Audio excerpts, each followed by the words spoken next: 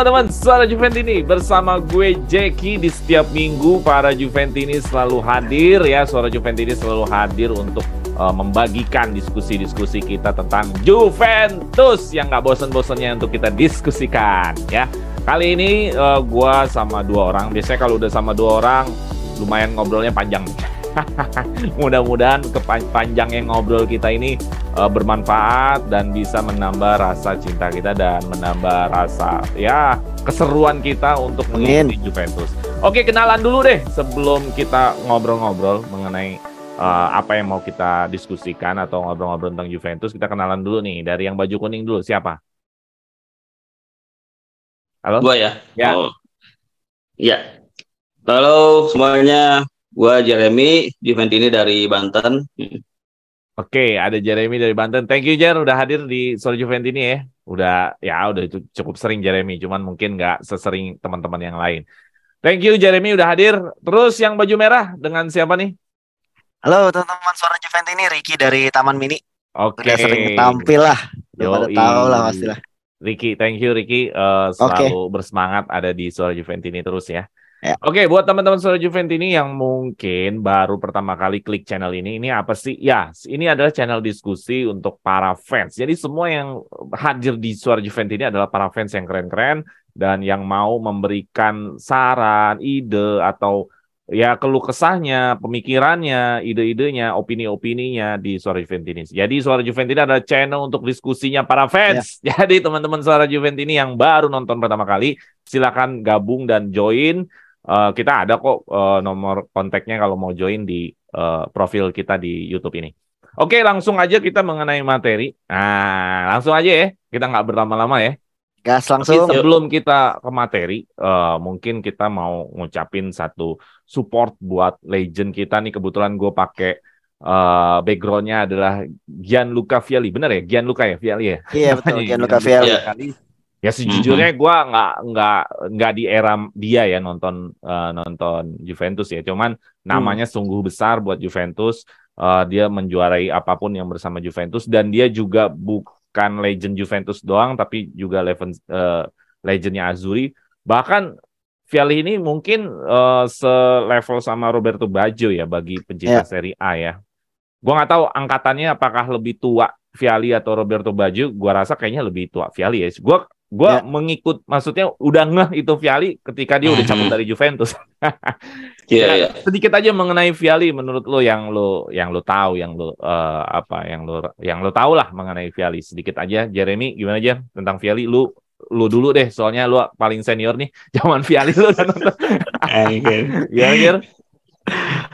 Kalau Vialli Ravanelli gue emang sempat nonton bentar sih. Itu kan zaman Vialli Ravanelli itu sebelum Alan Boxic sama Vieri kan. Jadi kan duet itu kan Ravanelli, Vialli, terus ganti Alan Boxic sama Vieri, terus ganti sama Del Piero Pipo. Seingat gue itu. Gue agak lupa Roberto Baggio itu dia posisinya di mana? Kayaknya nggak masuk, bukan dua striker. Nah kalau Vialli sendiri, jujur gue sempat nonton berapa kali sih, dan emang exciting lah gitu ya cara mainnya. Jadi kayaknya full of passion dianya. Kalau yang Ravanelli kan modelnya yang technical sama Ravanelli kan lebih striker type. Benar. Kan. Iya, jadi kalau Vialli itu modelnya yang ya itu kayak TFS kali ya kalau kita diituin, kalau digandingin yang sama sekarang kayak gitu sih sebenarnya. Cuma nggak terlalu banyak juga sebenarnya, karena itu kayak pas dia musim-musim akhir lah gue nontonnya. Oke. Rick, gimana Rick informasi mengenai Vialli? Apa yang karena legend kita yang satu ini kenapa kita bahas sebentar, karena dia lagi menghadapi satu challenge atau satu tantangan dalam kesehatannya, yaitu sakit kanker. Mudah-mudahan beliau cepat sembuh, terus menjadi legend Juventus dan legend Azzurri. Gimana Rick? Oke, sejujurnya gue terlalu jauh ya. Ya kan, jangan dijauh-jauhin. Agak jauh sih ya. Gua kenal Juventus tuh di 2022 ya kan. 2002 gua tahu kali. 2002. Sorry 2002. Jadi sekarang. 2002. 2002. Gua tahu Vialli itu di 96. Ya, sisanya sih gue kurang paham gitu ya.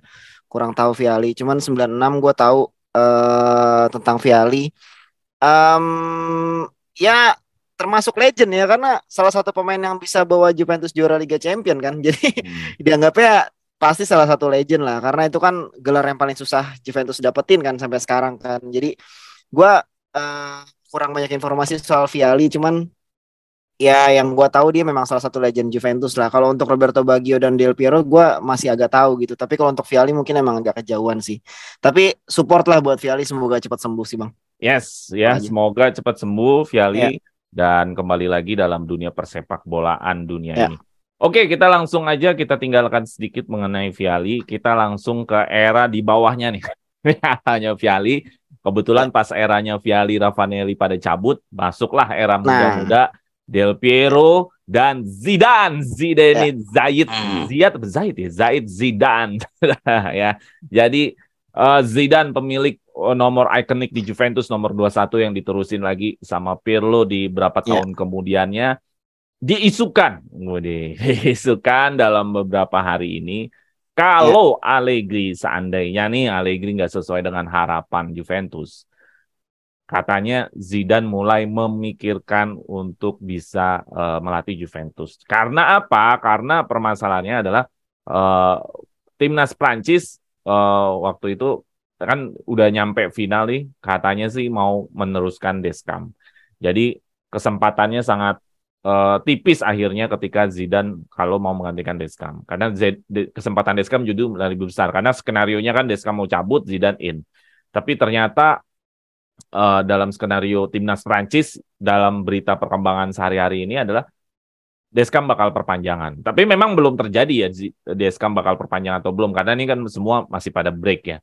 Nah, akhirnya berita-berita membuat satu analisa, satu opini bahwa Juventus Zidane mulai memikirkan untuk melatih Juventus. Nah, gimana kalian mendengar informasi ini? Apakah ini hanya sekedar gorengan media atau ini menarik juga buat kita bahas atau hanya angin lewat ya seperti gorengan juga ya. Gimana Rick?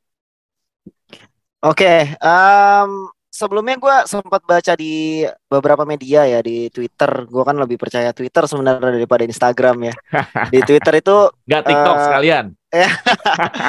Di TikTok lebih banyak yang aneh-anehnya sih sebenarnya. Gue sumber utama gue sih biasanya dari Twitter gitu ya. Di Twitter itu kan banyak tweet-tweet yang memang membahas soal ini gitu. Cuman kabar terakhir yang gue baca sih memang sepertinya Perancis akan memperpanjang kontrak Deschamps karena memang sudah di luar ekspektasi karena terakhir tuh sebenarnya sih Perancis itu hanya menargetkan semifinal di Piala Dunia kemarin gitu, tapi ternyata sudah tembus ke final dan bahkan hampir juara gitu. Jadi sepertinya Federasi Perancis tuh percaya sama Deschamps untuk bangun tim lagi dan kesempatannya terbuka nih untuk Zidane bisa ke Juve. Kenapa? Karena yang gue baca juga Juventus ada komunikasi dengan Del Piero.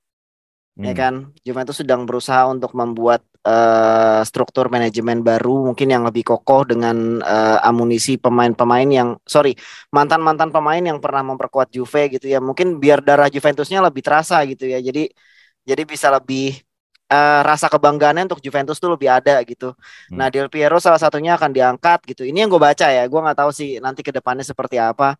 Nah, kedekatan Del Piero dengan Zidane inilah yang menjadi syarat Del Piero untuk kalau misalnya gue mau gabung nih, gue minta satu nih gitu. Gue mau bawa orang satu gitu. Dan kabarnya memang Zidane yang dipilih untuk melatih Juventus gitu. Tapi nggak cuman untuk melatih aja. Del Piero mau Zidane tuh punya banyak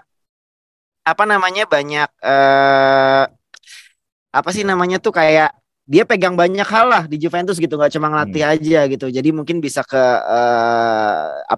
direktur olahraga gitu ya, dia bisa menentukan pemain mana yang berhak masuk, pemain mana yang perpanjang kontrak dan tidak gitu. Jadi banyak hal yang memang diinginkan Del Piero supaya Zidane bisa memperkuat Juve gitu. Itu sih yang gue baca bang. Cuman kabar terakhirnya gue belum tahu lagi gimana ya.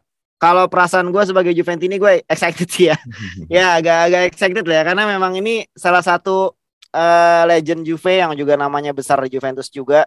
Dan satu prestasi dia yang memang sepertinya akan sulit untuk disamai oleh pelatih-pelatih manapun adalah hat-trick UCL. Nah itu itu luar biasa sih menurut gua. Belum ada sosok pelatih yang bisa, ya mungkin dalam beberapa tahun ke depan kayaknya sih belum ada yang kalau yang gua lihat ya. Jadi ini agak sulit untuk disamakan atau mungkin dilampaui oleh pelatih lain. Kalau misalnya Zidane bisa ke Juventus, itu luar biasa sih. Pasti perasaan Juventus yang lain juga pasti pada seneng sih, Bang. Iya.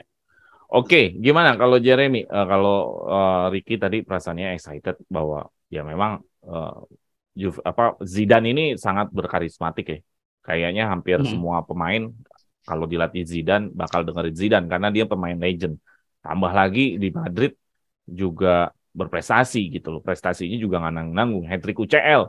Yang ini sulit sekali. Yang bisa bikin berbanyak-banyak piala UCL maksudnya back to back ya hanya Madrid terus. Dulu di tahun 50-an Madrid bisa sampai 5, sekarang di era sangat modern ini yang baru bisa hanya Madrid 3. Dan itu pelatihnya sama Zidane. Gimana, Jer? Ya. Kalau dari gue sih mungkin ngebahas tentang probability-nya dulu. Dalam artian kalau gue sih masih 50-50 lah Zidane-nya masuk atau enggak. Itu kayak masih banyak kabar burungnya antara benar atau enggaknya, dan gue juga nggak tahu apakah emang dasarnya juga beneran bakal diterusin atau enggak kayak gitu kan.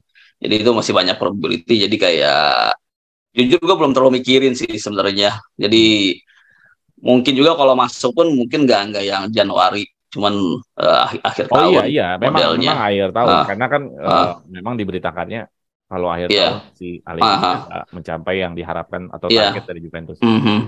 Iya. Cuman gue juga nggak tahu sih apakah ini. Soalnya kan kalau Zidane itu yang concernnya adalah dia kalau klub gaji yang di Real Madrid itu jauh lebih tinggi daripada yang Allegri dapat sekarang juga gitu. Dan gue nggak tahu apakah dia mau nih dengan budget yang dipunya sama Juve, dan apakah Juve emang bisa punya budget yang bisa mendekati dia ke Real Madrid. Itu dari sisi budget. Soalnya kalau ngomongin Prancis kan agak beda ya, pelatih timnas itu kan ada bukan ngomongin masalah duit dan lain-lain. Cuma kalau dia klub pasti dia ngomongin masalah duit. Cuman emang kelebihannya dia ada kedekatan sama Del Piero yang emang mau dicoba dimasukin ke manajemen Juventus lah kayak gitu. Kalau akhirnya jadi sih gue excited sih, benar, karena emang kita kayak belum punya pelatih yang elit lah ya hitungannya. Kalau elit di Eropa, maksudnya kalau kan biasanya pelatih lokal tuh Allegri, Pirlo gitu.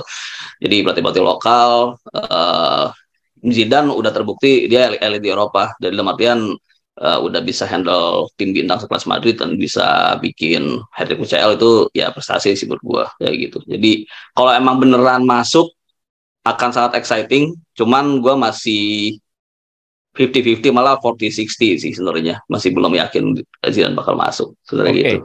Kita nggak ngomongin tentang probabilitas. Tentu jelas ya, karena ini masih jauh tentang probabilitas. Cuman kita kan lagi berandai-andai ini. Karena kan berandai-andai ini kan kita kan bicaranya dari ada berita yang mensupport keadaan itu gitu. Nah, kalau probabilitas tentu ya Jer pasti dikit. Cuman pertanyaannya gini, kalau memang terjadi skenarionya nih, Allegri nggak berhasil di musim ini, misalkan, ini kan hanya misalkan aja ya, nggak terjadi. Berarti kalau nggak terjadi, sebenarnya Juventus targetnya sangat kecil di musim ini. Yang penting lolos Liga Champions. Berarti kan kalau tidak terjadi, lu nggak lolos Liga Champions. Nah, pertanyaannya adalah, apakah Zidane sosok yang tepat ketika lu harus membangun sebuah tim kayak dari nol nih, karena lu nggak lolos Liga Champions.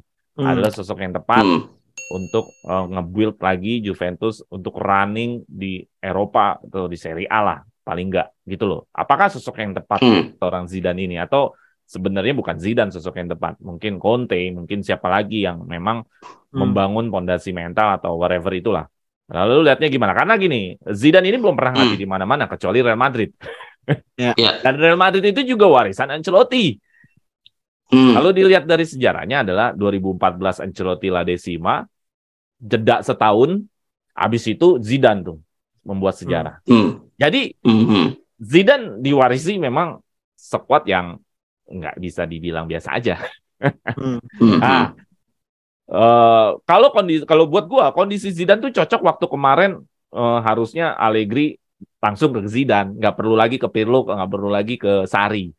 Iya.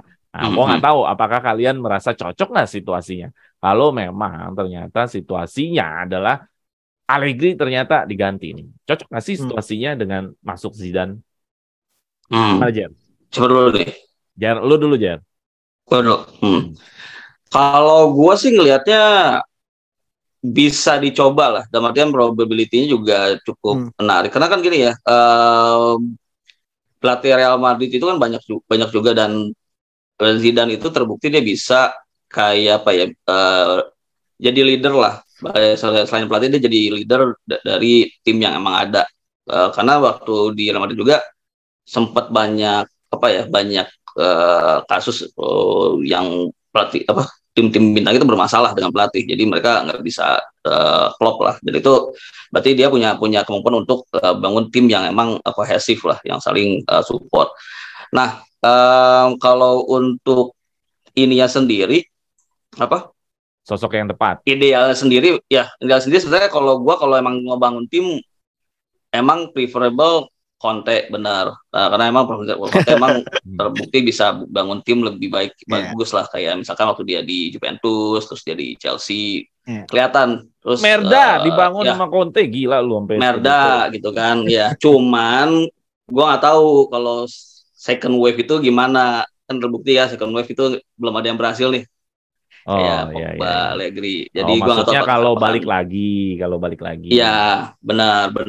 Jadi akan lebih baik sih kalau kita coba Zidane. Dan Zidane itu mungkin kalau secara historical pelatihan mungkin dia emang belum pernah punya history buat ngelatih tim yang agak mediocre atau lagi di bawah atau lagi struggling. Cuman dia punya daya tarik tersendiri nih untuk, karena dia dirinya legend ya. Benar. Jadi mungkin pemain-pemain yang mungkin kalau di handle sama Juventus aja mereka cuma mikirin duit, tapi kalau ini karena ada Zidane-nya mereka ada full factor selain masalah salary dan lain-lain. Jadi itu mungkin nilai plusnya sih kalau buat gua. Ya memang ada video yang menarik waktu itu Zidane lagi di jeda babak final UCL 2017 lawan Juventus tuh. Nah, ada tuh videonya tuh. Dia lagi di ruang ganti. Gua nggak ngeliat Zidane ngotot kayak motivator, banting-banting meja kayak pelatih-pelatih lain. Udah santai aja ngomong. Jadi kayaknya mereka udah ngerti apa yang dimau Zidane gitu. Kalau gua ngeliat sih gitu. Jadi ini orang kayaknya emang pemainnya yang keburu respect sama dia gitu loh. Emang jago banget sih, dan siapa yang nggak respect sama dia gitu loh. Oke. Jadi memang kuncinya salah satunya respect ya kali ya, yang bisa menjadi kunci kalau Zidane itu nanti melatih Juventus gitu ya. Benar bisa kayak gitu. Oke, ada lagi Jer? Udah gue itu aja. Nah, itu aja ya. Gimana Rick?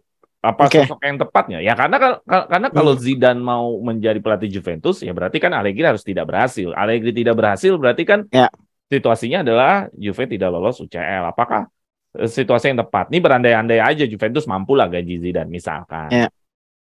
Oke. Kita ngomongin situasi di Juve dulu kali saat ini ya Bang ya. Kalau misalnya memang Allegri memang gagal kembali ya di musim ini, kalau menurut gue sih sepertinya sih memang sudah tidak ada harapan ya harusnya ya. Mungkin memang Juve harus berpikir buat mencari pelatih baru gitu. Kalau memang sosok yang muncul nanti bener adalah Zidane, ya gini. Kalau dilihat dari situasinya, kalau menurut gue beda nih Bang antara di Juve dengan di Madrid. Ya, mulai dari pemain-pemain yang dilatih Zidane waktu di Madrid, ya kan, bandingin sama pemain Juve gitu. Maksudnya bukannya kita kalah kelas gitu, cuman kalau dilihat memang pemain-pemain yang ada di deretan skemanya Zidane saat itu memang pemain-pemain yang luar biasa gitu. Jadi pemain-pemain itu memang sedang ada di peak performance juga gitu ya. Macam gelandangnya aja udah gelandang berkelas semua gitu. Jadi ini agak susah nih membandingkan dengan situasi Juve yang sekarang gitu dengan pemain yang ya dibilang kelas bawah juga enggak, kelas menengah ke atas lah gitu. Kalau menurut gue yang di Madrid saat itu memang udah kelas atas gitu. Jadi ini gue belum tahu gitu. Kalau misalnya nanti memang berhasil untuk Juve, berarti memang pelatih ini yang cerdas gitu. Karena situasinya beda kalau menurut gua. Jadi tidak bisa membandingkan situasi Juventus dengan Real Madrid yang saat itu dipenuhi dengan pemain bintang, super bintang yang memang sedang di peak performance gitu. Berada di umur-umur yang memang gua lagi jago-jagonya nih, lagi bagus-bagusnya gitu. Ini agak-agak sulit sih sepertinya. Jadi memang butuh pelatih yang memang benar-benar dia sudah turn on banget nih sama timnya, harus bagus gitu ya, gaya melatihnya juga bagus. Dan satu hal yang membedakan Juve dengan Madrid adalah mungkin kalau di Madrid dulu Zidane minta pemain mana aja bisa dibeliin ya. Kalau di Juve kan belum tentu. Gitu. Itu sih yang jadi salah satu pertimbangan kalau menurut gua. Nah, bahkan kemarin gue baca pun ada 3 syarat yang diminta Zidane gitu ya kalau memang dia mau melatih timnas Prancis waktu itu. Dia bilang salah satunya adalah dia ingin diberikan keleluasaan dalam mengatur timnya, nggak cuma ngelatih. Jadi dia minta punya apa namanya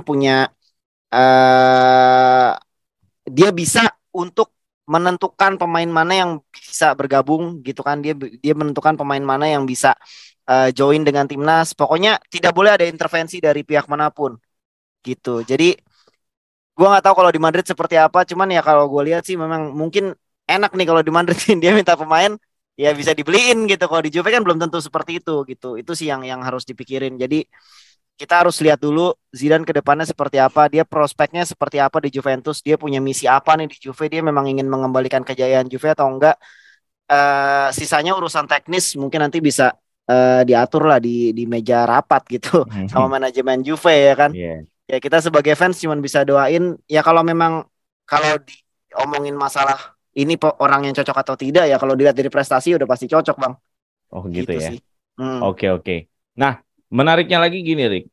Zidane ini salah satu pelatih yang nggak selalu ngandelin pemain bintang. Sebenarnya kalau lo lihat-lihat ada nama Varane. Varane itu masih bocah, masih muda waktu zaman bergabung sama Real Madrid. Ya masih muda lah, nggak muda banget. Casemiro juga masih muda. Isco juga masih muda. Asensio juga masih muda. Jadi Zidane ini ternyata bukan pemain yang tipikal harus pemain jadi semua. Ternyata dia juga mau gitu mengkolaborasi pemain-pemain muda. Sedangkan Juventus lagi punya semangat next gen nih. Nah, ada nggak sih harapan bahwa kalau Zidane next gen kita bahkan lebih mewah nih? Ataukah sebenarnya nanti tetap akan kepusingan dengan kualitas-kualitas pemain Juventus saat ini atau dengan keterbatasan Mercato? Maksudnya mampu nggak sih Zidane itu nanti bakal bisa mempermewah lagi next gen atau tetap kesulitan dengan Mercatonya Juventus, misalkan Juventus yang belum tentu force ya, maksudnya sangat royal untuk Zidane nantinya. Gimana Rick ngelihatnya Rick? Oke, nah ini nih kalau menurut gue salah satu keuntungan kita rekrut pelatih muda gitu ya. Kalau menurut gue Zidane hitungannya masih muda ya Bang ya. Baru umur 50-an kan 50 berapa gitu ya. Menurut gue ini masih muda gitu. Pelatih masih muda dan mantan pemain dari tim yang memang mungkin akan dia bela gitu ya. Nah, ini keuntungannya gitu menurut gue. Jadi kalau memang Zidane masuk Juve dan memang syaratnya dia bisa menentukan pemain mana aja gitu ya yang berhak gitu ya. Mungkin salah satunya next gen ini bisa dikelola sama dia gitu loh. Jadi pemain-pemain muda yang memang potensial dia bisa, wah gue harus nunjukin nih pelatih gue oke nih gitu, pelatih gue oke, gue harus nunjukin kemampuan gue yang paling bagus gitu. Jadi kalau menurut gue ada peluang next gen bisa jadi lebih bagus sih di bawah Zidane. Kalau menurut gue ya, karena ini pelatih muda pelatih yang memang klubnya mantan dia bela sebelumnya gitu. Jadi pasti dia tahu nih bagaimana cara menangani pemain muda. Dia bisa ngelihat pemain muda mana yang benar-benar potensial yang bisa jadi harapan. Gue feeling gue sih kayaknya oke deh kalau sama Zidane next gen-nya ya menurut gue. Gitu. Ya Jer, gimana Jer? Juventus kayaknya lagi seneng nih ngemangkitin next gen-nya nih. Kayaknya lagi di hype banget nih, sampai punya akunnya sendiri, sampai nge-branding sendiri, sampai segala sesuatu yang berhubungan sama next gen pokoknya ditampilin lah sama Juventus. Nah, sedangkan ya Allegri sebenarnya nggak jelek juga, memberi kesempatan juga sama Samuel Ling Junior segala macem. Nah, maksudnya kita lihat sih karena ini kita adalah isunya adalah Zidane. Nah, Zidane sendiri waktu di Madrid, ya lu bayangin Varane hitungannya kita nggak kenal semua,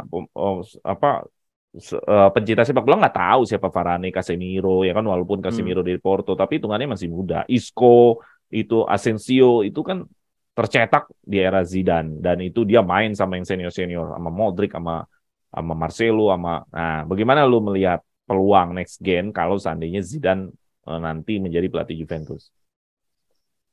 Kalau gua lihat sih lebih besar kemungkinannya sih emang kalau dibanding sama Allegri.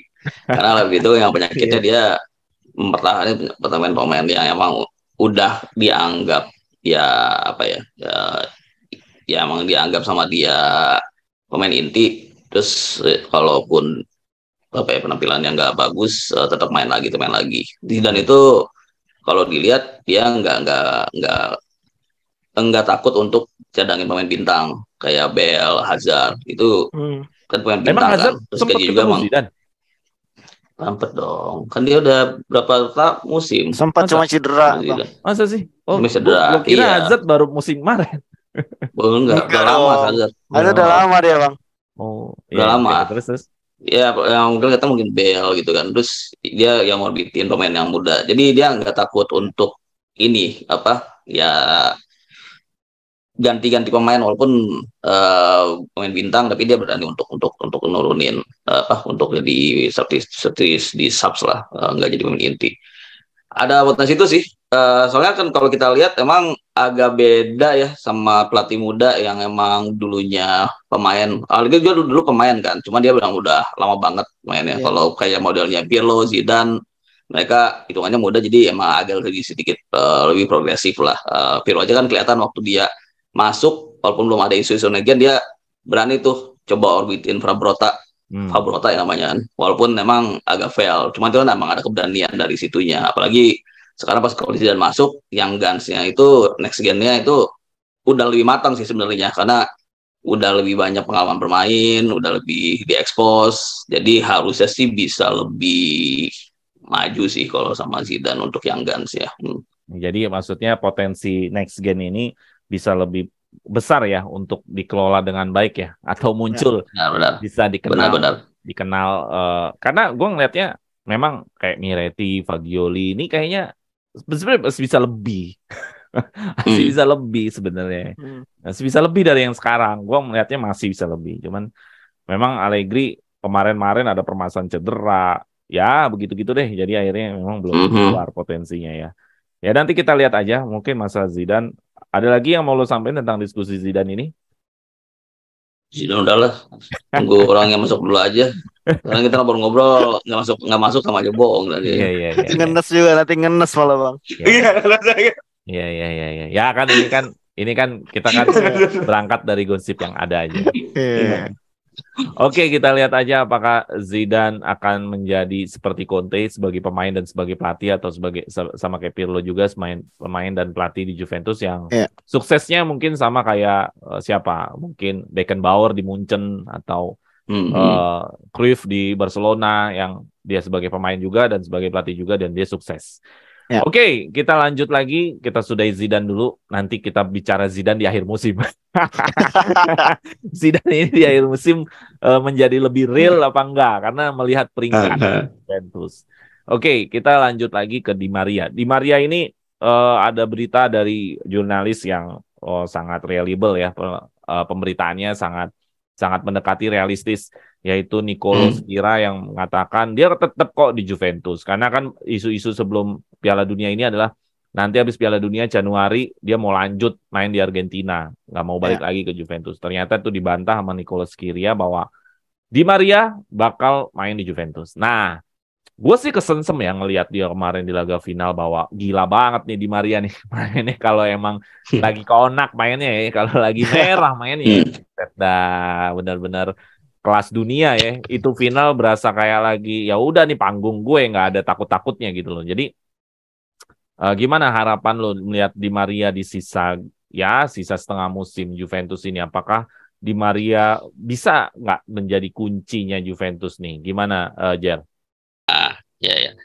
Kalau gue sih sebenarnya cukup suka sih dengan Di Maria waktu dia di Juventus, apalagi pas yang dia di awal-awal kayak awal musim, karena emang kelihatan kalau Di Maria masuk emang beda mainnya Juventus, lebih tajam, lebih kreatif gitu, dan lebih percaya diri. Cuman emang yang jadi masalah itu bukan masalah permainannya si Di Maria, cuma masalah cederaannya itu. Dia kayak 2 kali main cedera, 3 kali nggak bisa main, tim main lagi 3 kali cedera lagi gitu. Itu yang bikin jadi akhirnya penampilan Juventus jadi nggak stabil karena secara umum Juventus kan emang lagi yang nggak stabil nih. Jadi emang butuh figur-figur yang kayak Di Maria lah buat jaga konsistensi. Nah karena Di Maria pada saat kemarin-kemarin tuh yang dongkrak permainannya Juventus, tapi dia cederaan, jadi akhirnya Juventus nggak bisa konsisten.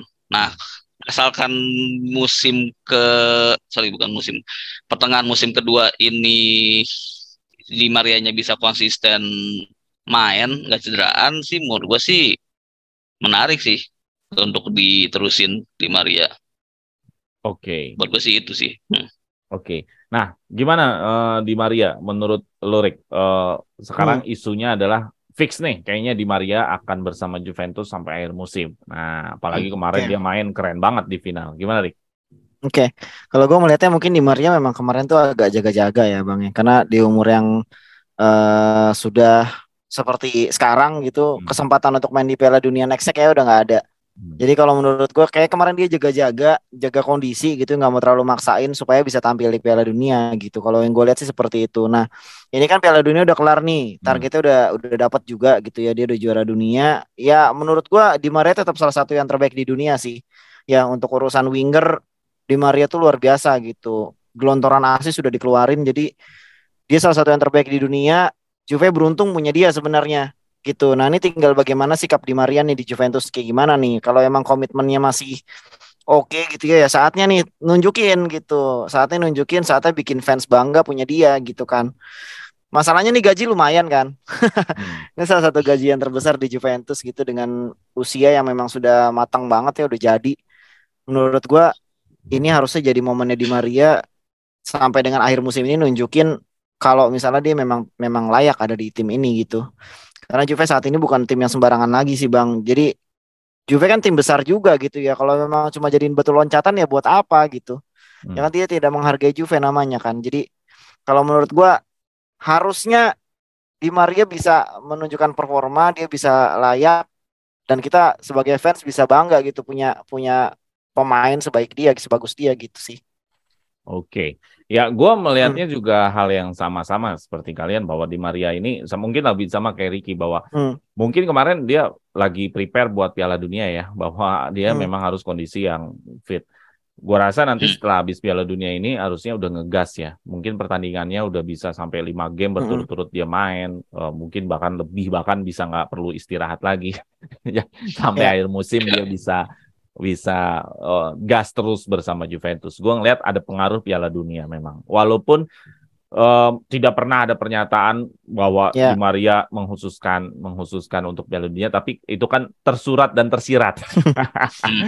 Sepertinya begitu. Sepertinya begitu. Kayaknya nunggu banget momen Piala Dunia. Habis ini kayaknya gue mau habis-habisan buat Juventus. Mudah-mudahan kita lihat aja. Benar-benar. Soalnya aneh-aneh, agak aneh kan, kayak waktu dia Juventus kan 2 kali main terus tiba-tiba kecapean atau ini. Tiba-tiba yang di sini sehat walafiat dari awal sampai akhir. Gak sakit-sakit ya. Padahal mainnya lebih sering. Gitu.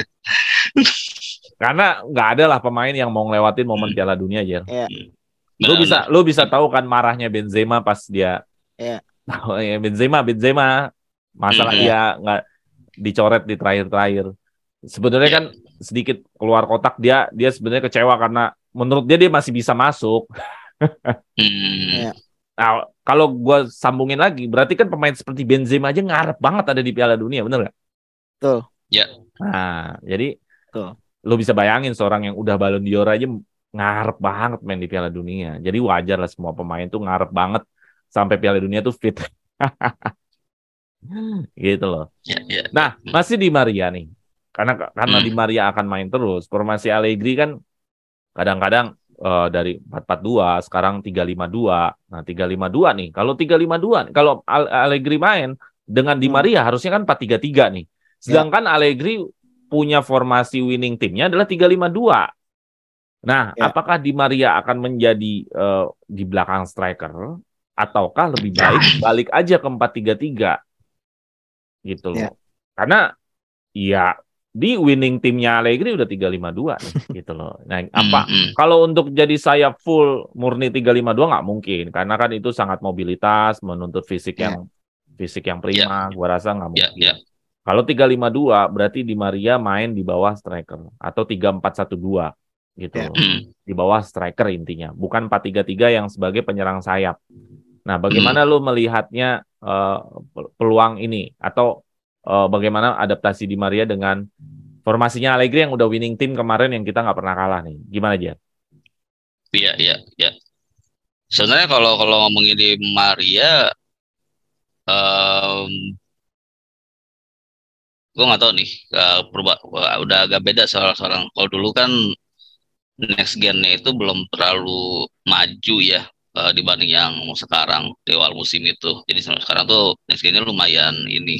Dan kalau ngomongnya dulu, gua sih bakal lebih berat kita ngikutin Di Maria. Dia paling efektif di mana? Dia kan paling efektif sayap. Di penyerang sayap kan. Jadi kita ngikutin Di Maria kayak gimana, karena kelihatan pada saat itu kalau Di Maria main beda banget mainnya dibanding waktu kalau Di Maria nggak main gitu. Sekarang gua masih jujur nggak tahu sih kayak gimana. Itu tergantung sama lagi lah ngelihat pemainnya bisa kayak gimana, apakah dia mau ngikutin Di Maria atau dia mau bikin sistem. Cuman memang feeling gua sih bakal bikin sistem. Kenapa? Karena sekarang kedalaman pemainnya udah mulai ada nih. Dalam artian next gen-nya udah mulai bisa step up. Bahkan kadang-kadang waktu ada beberapa game yang lagi stuck, terus next gen yang masuk kayak yang siapa, Early Junior masuk, terus Fagioli masuk, itu ngebikin permainannya malah lebih hidup. Jadi feeling gue sih bakal main by system karena udah beda sih ininya. Salah, dan Di Maria juga ya kita nggak tahu. Kalau kemarin kan dia sehat tuh di Argentina, gue nggak tahu apakah di Juve sehat lagi atau jadi sakit-sakitan, mungkin nggak cocok sama udara tulinnya dianya gitu. Iya. Jadi maksudnya tetap di formasi 3-5-2 gitu ya. Oke. Gimana Rick? Lebih baik Allegri mengesampingkan formasi dia yang sudah winning itu atau Di Maria yang harus ikut winning timnya Allegri? Oke, gue setuju sih sama Bang Jeremy ya. Jadi kalau menurut gue tidak ada pemain yang bisa ngatur apapun yang harusnya jadi harusnya jadi yang pelatih pikirin gitu. Maksud gue ya lu pemain sebagus apapun lu harus ikut kata pelatih kan. Kalau menurut gue kalau untuk merubah formasi lagi saat ini Juve lagi oke nih. Ya kan, jangan sampai dirubah salah formasi lagi, yang ada tertekan lagi malah kalah lagi gitu. Ini udah bagus dengan 3-5-2, ya tinggal Di Maria penempatan posisinya di mana, mungkin akan dibangun sistem bener ya kan. Menurut gue di 3-5-2 pun dia masih bisa oke kok Bang, masih bisa main di wing kiri kan atau wing kanan gitu. Jadi ya di belakang dua striker kita juga lagi bagus kok gitu ya, dua-duanya ya, walaupun gak main di Piala Dunia 1 ya kan. Gak jelas juga kenapa tuh, masalahnya gimana gitu. Ya cuman kalau menurut gue untuk main di wing masih oke lah gitu. Jadi jangan rubah sistem lah. Ini udah bagus sistemnya, udah oke. Menurut gue Di Maria yang harus menyesuaikan gitu. Sayang kalau misalnya cuma gara-gara dia doang terus sistemnya dirubah, nanti malah efeknya ke Juventusnya jadi turun lagi gitu. Gue nggak mau ngorbanin kita yang lagi oke lah. Jangan sampai kita malah turun lagi. Itu sih Bang yang gue pikirin sih. Oke. Kalau gue juga sama, gue nggak bandingkan Allegri tetap di formasi winning timnya aja 3-5-2. Yeah. Cuman gue mungkin akan lebih berpikir bahwa kalau gue sebagai Allegri, si Di Maria ini jadi second striker. Nah, jadi dia duet sama Vlahovic.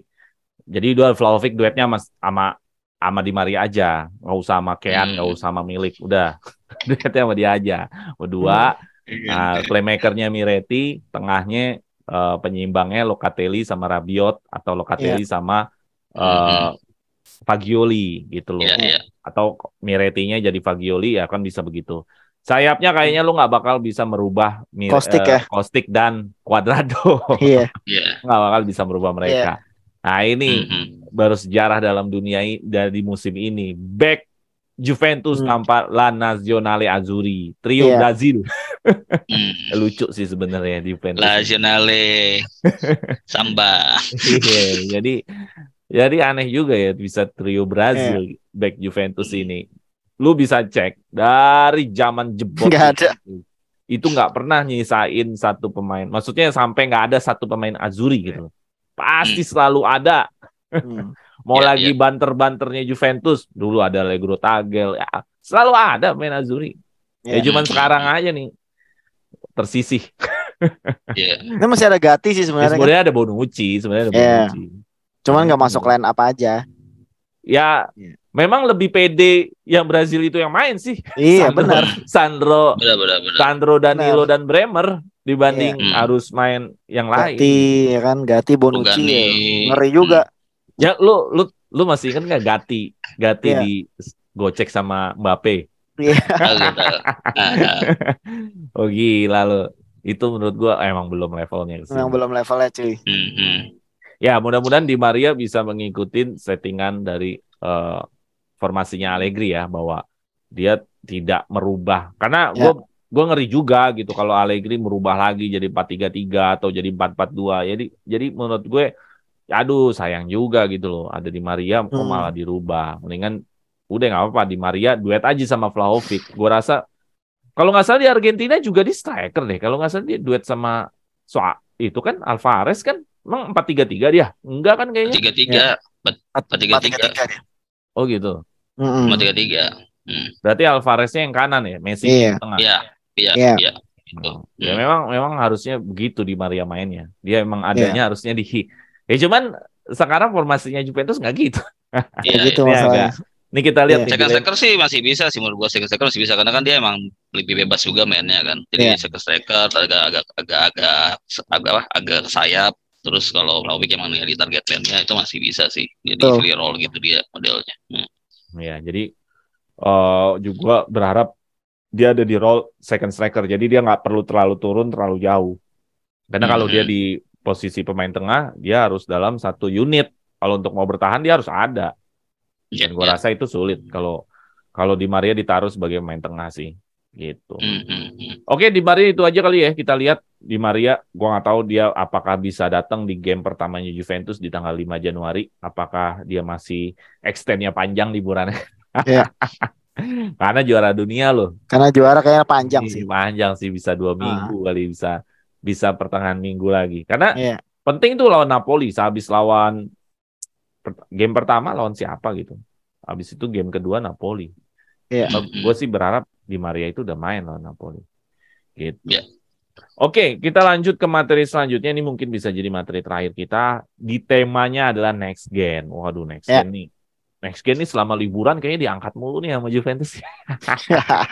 Kayaknya mau jualan banget. Kayaknya jadi branding juga ya Bang ya. Iya dong. Lu sampai ada logonya, men. Sekarang pemain Primavera mana yang ada logonya tersendiri? Yo, lu cariin. Mana ada akademinya? Nggak ada. Akademi Liga Inggris juga nggak ada. Lu punya logo sendiri. Next Gen ada logonya yang warna orange, tahu kan? Itu kan branding namanya.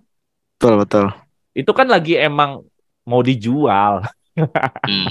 Betul. Nih gue punya nih pemain keren gitu. Ya displaynya dulu kan gitu. Betul. Nah, ngomongin masalah next gen yang udah perpanjang kontrak, udah fix kemarin Ealing Junior udah kita bahas. Nah, yang masuk terbaru adalah Barbieri sampai tahun 2026 2002 berapa gitu. 2 tahun kayaknya perpanjangan dari 2004. Terus habis itu yang akan segera lagi next perpanjangan kontrak adalah pemain Belanda Dean Huijsen. Gimana dibacanya? Lah begitulah pokoknya. Dean Huijsen. 17 tahun, usia 17 tahun ada Barbieri.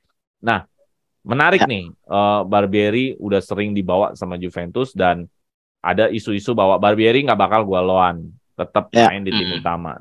Dean Huijsen, menurut lu 17 tahun, baru kontraknya nanti bakal 2004 habis. Tapi udah sinyalnya gue mau perbaiki dari sekarang. Nah, pantaskah mereka mendapat kontrak-kontrak ini, ataukah memang lebih baik di loan? Gimana, Rick?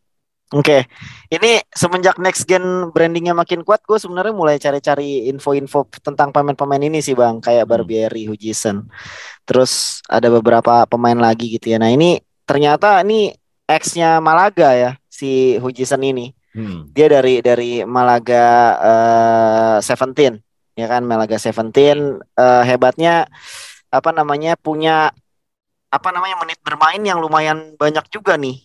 Ya di Primavera 1 kemarin gitu. Jadi untuk Huijsen 17 tahun, wah luar biasa. Ini kontraknya kalau dirupiahin udah sekitar berapa nih? 4 M.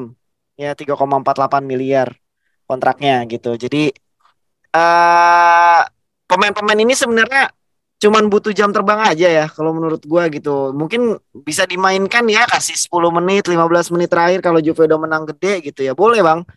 Gitu. Jadi buat menambah pengalaman terutama ya gimana cara rasanya bermain di level tertinggi gitu. Karena kan bermain di Primavera dengan bermain di Serie A kan pasti beda rasanya gitu. Pemain-pemainnya kuat-kuatannya ya kan pasti beda gitu. Jadi mereka harus punya intensitas, harus punya apa namanya menit bermain yang cukup gitu ya, minimal dikasih 15 menit 10 menit terakhir itu udah lumayan sih menurut gua gitu, karena baru 17 tahun cuy. Ya kan 17 tahun gitu. Cuman Mbappe mungkin yang 18 tahun udah bisa juara dunia gitu. Jadi kalau misalnya pemain-pemain yang ya mungkin dari akademi-akademi yang memang kecil gitu ya, tidak terlalu terkenal gitu ya, dia bisa bermain di Primavera aja menurut gua udah oke gitu ya. Kalau Mbappe kan case kayak apa namanya special case ya, dia memang memang Ya. menarik di Monaco gitu. Jadi jangan dibandingkan gitu. Jadi menurut gua kita butuh menit bermain yang cukup untuk pemain-pemain seperti ini gitu. Jadi yang hebatnya lagi Barbieri nih. Ini Barbieri lagi sering ya. Sekarang ya udah sering dimainin ya. Kemarin di Champions League juga dimainin. Ya walaupun cuma dapat 2 menit tapi lumayan gitu. Lu udah ngerasain Champions League cuy. Iya. Ya kan, Ya. kapan lagi lu punya kesempatan main di Lu Champions League sudah masuk besar. datanya bahwa lu udah. Nah, iya, lu kalau lu googling nama lu udah ada tuh Champions League walaupun cuma 2 menit gitu ya kan, itu bakal bakal jadi sejarah hidupnya dia. Siapa tahu nanti dia suatu saat dia akan jadi pemain besar gitu. Ini pemain yang cukup oke menurut gua Bang. Barbieri lebih lebih lebih ini sih. Sayap kanan. Ya, benar. Ya Dia kanan lebih ya. dia lebih lebih apa namanya terkenal lah dibanding Hujison ya. Mungkin karena Hujison menit bermainnya masih kalah sama Barbieri. Karena baru di launching kemarin Ya, baru lawan di launching kemarin. lawan Rike Nurjana. Betul, Di betul. Jepang. Untuk nilai kontraknya juga ternyata memang masih lebih mahal Barbieri ya. Kalau di rupiah itu sekitar 11 M. Oh iya, Si iya. Barbieri ini gitu Barbieri ya, emang udah lebih awal di ya, betul. Ini untuk bek kanan ya, siapa tahu nanti ke depannya bisa jadi pemain yang besar juga gitu kan. Karena kan ya pemain-pemain zaman kita seri B siapa sih yang tahu ya kan? Ya akhirnya kan sekarang jadi pemain apa namanya? Jadi ke depannya kan saat Juventus balik lagi ke Serie A itu jadi tulang punggung loh akhirnya. ya, Ya ya. kan ya, Ya. inilah yang harus dikasih kesempatan pemain-pemain muda ini. Kalau memang next gen ini brandingnya makin gede, terus pengaruhnya makin kuat, ini akan menguntungkan Juventus pasti, Bang. Oke. Oke, Gitu. Jer. Ini agak beda pertanyaan dengan Ricky. Kalau tadi Ricky adalah pantas atau enggak. Ini lebih kepada kita bicara opini saja ya, bahwa ada nggak? Misalkan gini, ini kan Juventus ini gue agak kaget ya. Tiba-tiba next gen. Maksudnya sebenarnya nggak tiba-tiba. Cuman maksud gua kalau kita ngikutin Juventus bertahun-tahun, sebenarnya Primavera Juventus itu sangat menyedihkan. Maksudnya tidak ada yang menjadi pondasi tim utama, ya kan? Ya lu pasti kalau ngomongin Primavera yang lu sebut cuma Marchisio aja. Mau siapa? Mau siapa? Del Piero, Padova itu, Chiellini, Fiorentina, Bonucci, Inter. Mau sebut siapa ya? Buffon, Parma. Iya, cuma Marchisio ya. Jadi kalau kita ngomongin ada Giovinco sih waktu itu, tapi kan Giovinco yang kenal Giovinco hanya kita Juventini. Giovinco kan namanya besar di kalangan Juventus, di kalangan Juventini, bukan di dunia gitu loh. Maksudnya ya Giovinco Primavera juga. Iya, ngerti. Primavera lagi Immobile tapi kan dia bukan gede di Juventus. Iya. Nah, melihat tiba-tiba next gen bikin brand, terus juga kayaknya dinaikin berita-beritanya sampai bikin akun khusus tentang next gen ini. Memang punya niat besar nggak sih menurut lo untuk menjadikan pemain Juventus ini, pemain Primavera ini adalah pondasi tim, atau hanya sekedar apa ya maksudnya? Sekedar ya nanti kalau ini bagus dijual, Mana yang lu lebih lihat? Apakah akan menjadi pondasi tim, ataukah ini hanya sekedar ya sorry to say ya barang dagangan? Oke. Kalau gue ngelihatnya sih emang mereka juga yang gue lihat ya, tebakan gue sih, kayaknya manajemen Juventus juga udah mulai belajar dari klub-klub liga lain yang maju lah. Dalam artian kalau misalkan kita ngomongin di Spanyol, Barcelona kan maju Liga Akademinya. Terus sebenarnya Real Madrid juga udah Madrid gitu-gitu ya, support ya, terus loh ininya loh, akademinya loh. Benar, Isco dari Madrid. Isco, terus yang Vinicius itu kan masuknya ya dimasukin ke itunya dulu kan, kayak yang apa, yang Primavera-nya dulu lah, gondelannya. Terus kayak yang di Inggris kan Chelsea.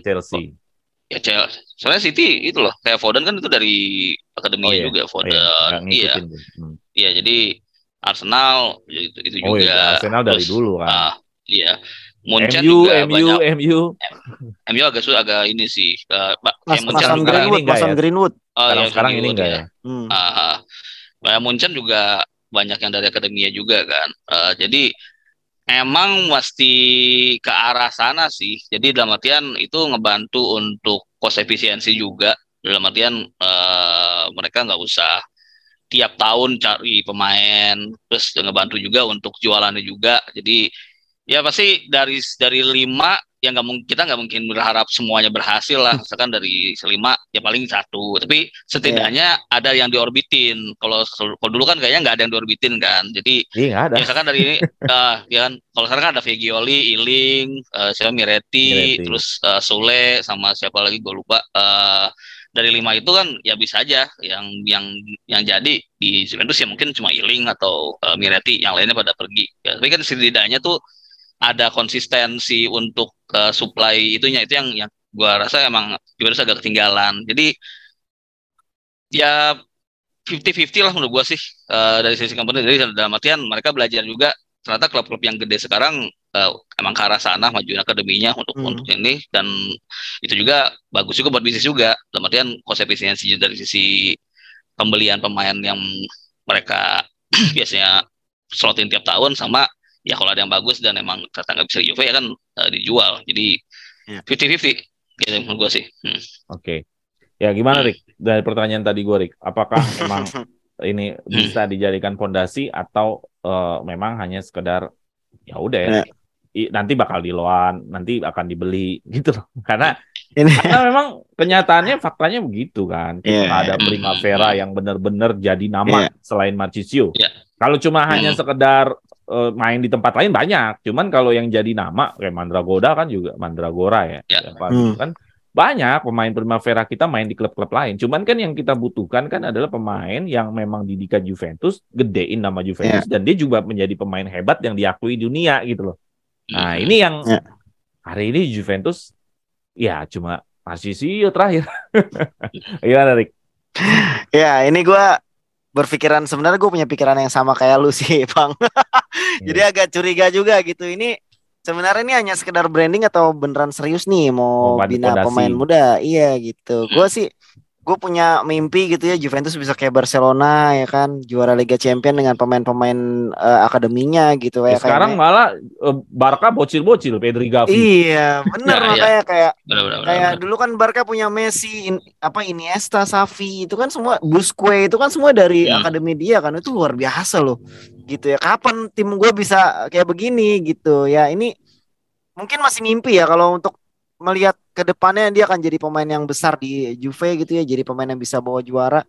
Mungkin masih mimpi untuk saat ini Bang, tapi nggak ada yang tahu nih, nggak ada yang tahu. Kalau memang dididik dengan benar gitu ya, diprogram dengan bagus, pemain-pemain ini akan ke depannya akan bagus gitu ya, ya kita nggak ada yang tahu masalah itu gitu. Cuman kalau gue melihat sekarang untuk programnya sebenarnya udah oke, brandingnya udah ada gitu. Pemain-pemain kayak Miretti, Fagioli sekarang udah mulai terkenal, ya kan. Jadi gak menutup kemungkinan kayak Sule aja udah sempat dipanggil timnas loh, ya kan. Sule itu udah sempat dipanggil timnas Argentina gitu. Jadi menurut gue ini punya masa depan cerah kalau memang pemain-pemainnya punya komitmen yang bagus juga untuk klubnya gitu, membuktikan bahwa pemain muda memang bisa nih, gue bisa bertahan di satu klub dan gue bisa jadi bintang di sini gitu. Jadi proyeknya menurut gue udah oke sih Bang, tinggal kita lihat aja nanti ke depannya. Gue harapannya sih bagus dan berkembang lah. Jangan cuman branding dan cari duit aja sih. Iya, karena Karena ini udah pasti jadi duit. Karena ketika Iya. lo perpanjang kontrak, ada klub lain yang suka, lo kan harus Iya. punya nilai transfer. Udah nggak free transfer lagi. Jadi Betul. nggak ada bakat-bakat yang kehilangan kayak MU Pogba terhadap kita gitu loh. Iya. Betul. Itu kan Pogba primaveranya MU kan. Iya, betul. Dia nggak mau perpanjang kontrak Pogba, diambil lah sama Juventus. Jadilah sama Juventus. Nah ini kayaknya mau ini semua dipayungi semua nih. Kayaknya gue melihat usaha Juventus untuk memayungi semua nih. Ya udah kalau lo suka, lo bayar lah. Lo suka lo bayar lah gitu. Iya, betul. Jadi gue melihat usaha Juventus untuk memayungi pemainnya jangan sampai ini free transfer gitu. Iya, betul. Tapi menurut gue sih walaupun alasannya dari sisi bisnis dulu awalnya, gue rasa sih emang kemungkinan besar alasannya dari sisi bisnis di awalnya. Cuman ya ini sih walaupun dari sisi bisnis ya pengaruhnya secara jangka panjang akan lebih positif sih buat Juventus gitu. Jadi dalam artian kan dulu emang Juventus nggak kedalang sama sekali akademinya. Kalau sekarang kan ada mulai nge-branding nih next gen Juve. Jadi otomatis loan-nya juga atau ya misalkan loan gitu kan. Kalau sekarang kan biasanya mainnya ke Serie B gitu kan, terus ke klub mediocre yang di Serie A itu ya secara umum memang akan nggak terlalu meningkatkan ini mereka lah, pengalaman mereka gitu, dibanding kalau misalkan mereka mainnya anggap aja di Spanyol, terus yang mainnya mungkin di Europa League atau di Europa Conference League. Jadi kan secara exposure juga akan lebih bagus juga. Jadi itu ningkatin daya jualnya. Jadi mereka bisa di loan ke klub yang bagus. Terus ya pas masuk ke sini balik lagi ke Juventus, ya kalau misalkan ada yang bisa gede di Juventus lebih bagus. Kalau misalkan ada yang bisa dijual karena kan cocok di Juventus ya bagus juga. Jadi win-win solution sih menurut gua sih ujung-ujungnya. Walaupun memang dari sisi bisnis, cuman ujungnya sih akan positif juga sih buat pengembangan timnya Juve. Menurut gue sih gitu. Mungkin ada satu informasi lagi bahwa Juventus Primaveranya U23 adalah salah satu klub yang punya di Serie C ya. Jadi akademi lain nggak ada. Akademi lain tetap di liganya, tetap di kategori umur. Hanya Juventus yang main di Serie C dengan U23-nya. Nah, ini menarik juga tuh. Yang lain nggak ada. Juventus berani, ini usahanya Agnelli. Salah satu yang bikin Agnelli itu salah satunya ditepuk tanganin sama orang-orang adalah mampu memasukkan U23 ini ke Serie C. Berarti kan udah levelnya udah naik dong. Nggak sama lagi levelnya. Itu tuh bagus tuh. Nah, jadi itu salah satu menurut gua niat buat menjadikan Juventus ini pondasi, akademi ini adalah pondasi ya. Karena akademi Juventus dari dulu udah ada, cuman yang jadi masalah kan adalah lu nggak ke tim utama gitu. Masalahnya kan di situ, ya kan? Akademi Juventus mah udah bertahun-tahun ada, bukan dari kemarin doang. Yang jadi masalah kan siapakah akademi Juventus yang jadi pondasi gitu. Jadi pemainnya Juventus. Ya lu masa bikin akademi hanya untuk klub lain? Iya, betul. Kan gitu yang jadi masalah. Nah, tapi kita nggak henti-hentinya mencari siapa yang paling terbaik di antara next gen yang sering tampil. 1 atau 2 nama. Menurut lo siapa sampai saat ini yang lo tonton? Iling, Fagioli, Miretti, Sole, atau siapa? Siapa menurut lo, Rick? Gue ada 3 nama sih. Kayaknya yang memang punya peluang untuk jadi pemain besar ya. 2 aja deh, 2 biar lo harus memilih. Kalau kayaknya ada di Iling Junior ya. Iling Junior sama Miretti sih. Kalau gue. Ya. Lu siapa aja? Gua Iling Junior. Miretti sama Fagioli itu masih abu-abu sih menurut gua. Kayak coba kita lihat sampai musim deh gitu. Karena kayak kadang-kadang bagus, kadang-kadang hilang. Ya itu kan lagi pemain muda ya gitu. Jadi lihat, tapi kalau kayak Iling tuh kelihatan impact-nya ada, dan dia pas main tuh konsisten bagus menurut gua mainnya. Jadi nggak yang tiba-tiba ngilang. Jadi yang paling ini sih Iling. Yang Fagioli, Miretti itu kayak tier 2 antara dan masih 50-50. Yang menurut gua terlalu di hype-in ternyata Sule ya. Ternyata Sule itu nggak sebagus yang di Di-hype-in menurut gua. Iya, Sule sebenarnya sayang ya kalau dilihat dari skill dasarnya kayak ini orang mantep ya gitu. dari cara dribblenya, dari cara skillnya mantep. Tapi ya impact-nya nggak ada. Iya, impact-nya nggak ada gitu. Jadi kayak cuma show off aja. Gitu. Cuman di game nggak kelihatan bang. Kalau gue Iling juga setuju ya, Iling sama Fagioli gue nggak tahu kenapa Miretti itu turun harapan gue sama dia pas dia lawan PSG. Anjir gue bilang. Karena kan sebelum lawan PSG itu Miretti itu kan lawan tim Serie A itu dia main cakep banget gitu loh. Pas lawan PSG harusnya di sini jadi panggung lo satu babak nggak ngapa-ngapain. Aduh. Iya, nggak kelihatan. Iya. Atau mungkin terlalu buru-buru juga sih kayak dulu. Ya, kalau ngomongin buru-buru dulu gimana masukin Mbappe ya dulu. Ya lu 17 tahun main di UCL gimana aja? Iya, tergantung orangnya lagi. Tetap lu harus ada laga pertama. Ketika laga pertama lu sukses, lu akan main terus. Iya.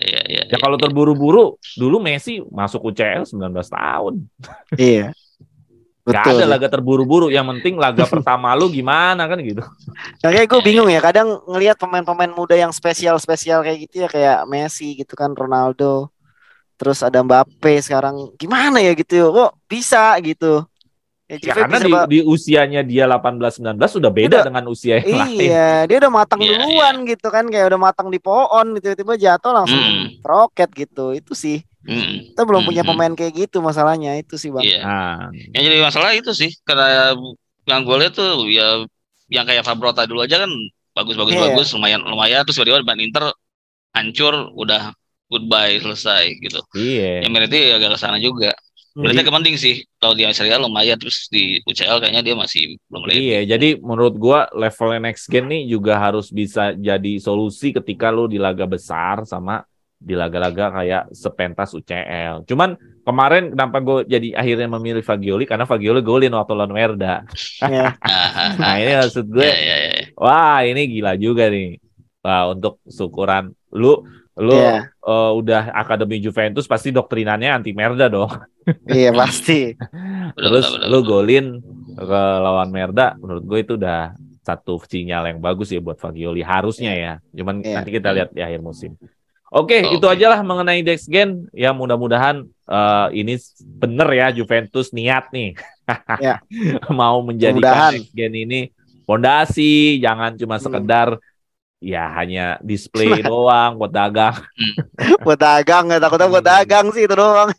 Iya gitu loh. Jadi maksudnya Iling ditawar dikit, dicolek 20 juta dikit, lepas. Iya, betul. Ya kan, jadi mudah-mudahan memang mau jadi fondasi. Memang kita ini udah sangat jauh lah ngomongin yang jadi fondasi tuh, waduh sangat jauh dari tim-tim yang lain yang udah duluan terbiasa menjadikan akademinya adalah fondasi gitu loh. Oke, itu aja mengenai next gen. Ya mungkin obrolan kita lebih banyak tentang isu ya dibanding kondisi yang sekarang. Termasuk Zidane. Kondisi sekarang mungkin lebih ke Di Maria. Mudah-mudahan Di Maria bisa disesuaikan sama winning timnya Juventus nih. Gitu loh. Ya mudah-mudahan nggak kaget nih dari berarti Scaloni, teman-teman Messi segala macam. Wah, teman-teman gue sekarang ini nih Bonucci, Rugani. Mudah-mudahan nggak kaget. Gitu. Terus terakhir adalah next gen yang terakhir The Hudson yang baru 17 tahun udah perpanjang. Ini memayungi supaya nggak ada free transfer. Kayak Juve takut nih free transfer nih. Gitu. Betul. Oke, itu aja deh dari gue. Thank you Ricky. Thank you ya. Sip. Thank you Jer udah mau ngobrol ya. Jangan bosan-bosan. Teman-teman Suara Juventus ini itu aja diskusi kita kali ini. Ada 3 materi besar tadi yang gue sebutin. Jangan lupa share, like, and subscribe. Dan jangan lupa di episode berikutnya nggak sabar ya pasti mau nonton Juventus lagi yang bener. Maksudnya nggak dalam suasana apa namanya? Kompetisi.